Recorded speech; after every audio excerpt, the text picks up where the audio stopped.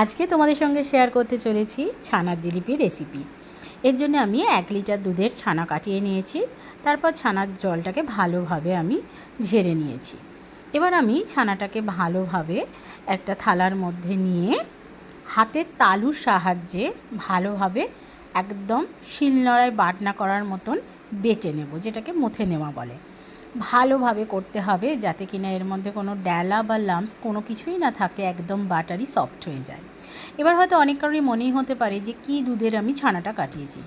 Normally যার ঘরে যে দুধ প্রত্যেক দিন তোমরা খেয়ে থাকো সেই দুধেরই ছানা কাটাবে, অর্থাৎ যাদের টোন মিল্ক আসে তাতেও ছানা কাটাতে কোনো প্রবলেম নেই। যাদের হয়তো ফুল ফ্যাট ক্রিম মিল্ক আছে তারাও তাতেও করতে পারো। মিষ্টির স্বাদের ওপরে কোনো রকম আলাদা করে এফেক্ট পড়ে না, মানে এই ছানার জিলিপির ক্ষেত্রে বলছি।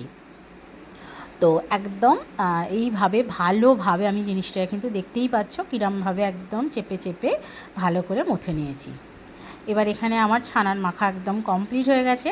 এবার আমি এর মধ্যে কিছু ড্রাই ইনগ্রিডিয়েন্টস দেবো। আমি এখানেতে 2 টেবিল স্পুন ময়দা দিয়ে নিচ্ছি। ময়দা এর পরেও দিতে লাগবে, তো প্রথমে আমি 2 টেবিল স্পুন দিয়ে নিয়েছি। এবার আমি এখানেতে সুজি দিয়ে নিচ্ছি। তোমরা কিন্তু যে যে পরিমাণটা দেখানো হচ্ছে এক্স্যাক্ট সেই পরিমাণ অনুযায়ী করবে, তাহলে কিন্তু মিষ্টি একদম পারফেক্ট হবে। তো আমি এখানে সুজি দিয়ে নিয়েছি 1 টেবিল স্পুন। এবার আমি এর মধ্যে দিয়ে নিচ্ছি একদম 1 চুটকি নুন দিয়েছিলাম, আর এখানেতে আমি 2 টিস্পুনের মতন আমি চিনি দিয়ে নিয়েছি। এবার আমি এর মধ্যে দিচ্ছি এলাচ আর জায়ফলের গুঁড়ো।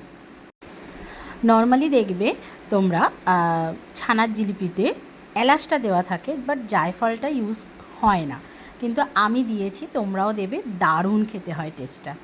এবার আমি এখানেতে 1 টিস্পুনের মতন ঘি দিয়ে নিয়েছি। নিয়ে এবার সমস্ত ইনগ্রিডিয়েন্টসগুলো আমি ভালো করে মেখে নেব, যেরকম আমরা নর্মালি আটা বা ময়দা মাখি সেইভাবে মাখবো। আর হাতের তালুর সাহায্যে খুব যে একবারে চেপে চেপে মাখতে হবে সেরকম নয়।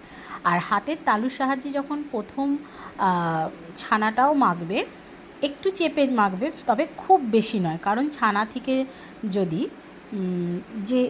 যে কোনো ছানার মধ্যে যতই টোন্ড মিল্ক হোক সামান্য পরিমাণে নিজস্ব একটা ঘি থাকে, মানে একটা তার মধ্যে ঘি বা অয়েলের একটা থেকেই থাকে। সেটা কিন্তু খুব ঘষে ঘষে করলে হাতের যে তালুতে একটা গরম থাকে, তখন কি হয় সেটা ছানার মধ্যে গিয়ে জিনিসটা একদম সেই তেল ছেড়ে যাওয়ার মতো